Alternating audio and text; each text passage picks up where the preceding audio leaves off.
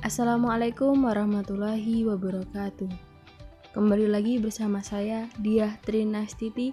Di video kali ini saya akan membahas tentang 1. Pengertian wawasan Nusantara.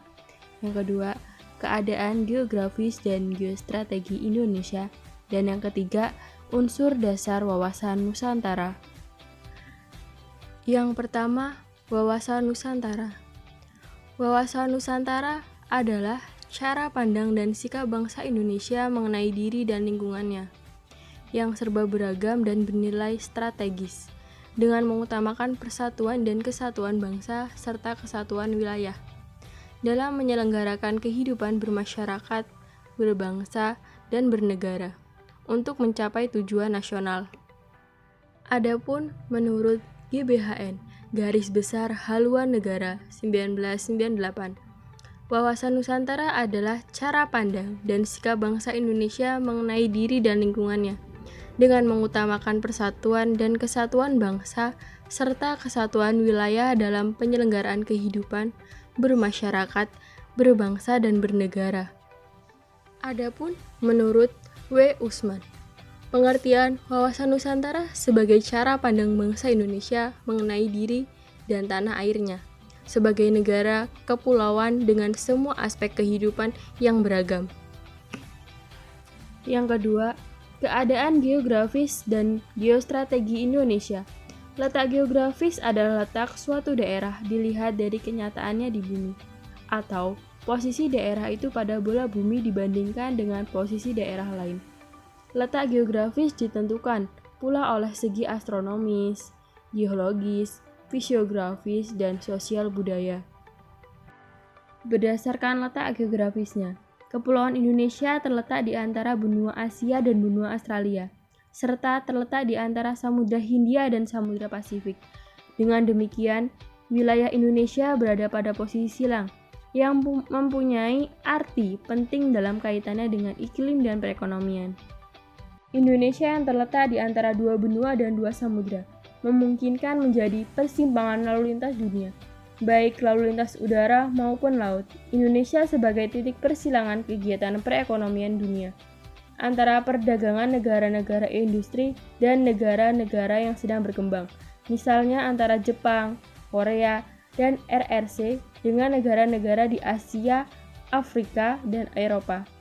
Karena letak geografis Indonesia pula, Indonesia mendapat pengaruh berbagai kebudayaan dan peradaban dunia, serta secara alami dipengaruhi oleh angin musim. Sekitar bulan Oktober sampai April, angin bertiup dari Asia ke Australia, yang membawa banyak uap air dari Samudra Pasifik hingga menimbulkan musim hujan. Sekitar bulan April sampai Oktober, angin bertiup dari Australia ke Asia, yang sedikit membawa uap air dari Samudra Hindia, sehingga menimbulkan musim kemarau. Pengaruh musim tersebut di atas menyebabkan Indonesia menjadi negara agraris terkemuka. Pertanian Indonesia maju pesat dan banyak menghasilkan bahan makanan seperti beras, jagung, sayur-sayuran, buah-buahan, karet, kopi, gula, tembakau, dan lain-lain, yang sangat berguna bagi kemakmuran dan keberlangsungan penduduk Indonesia. Secara ekonomi pun menjadi peluang untuk berperan serta dalam perdagangan internasional.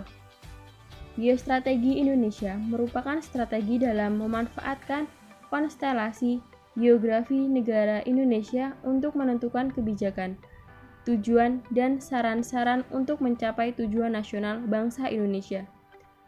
Geostrategi Indonesia memberi arah tentang bagaimana merancang strategi pembangunan guna mewujudkan masa depan yang lebih baik, aman, dan sejahtera. Oleh karena itu, geostrategi Indonesia bukanlah merupakan geopolitik untuk kepentingan politik dan perang, tetapi untuk kepentingan kesejahteraan dan keamanan.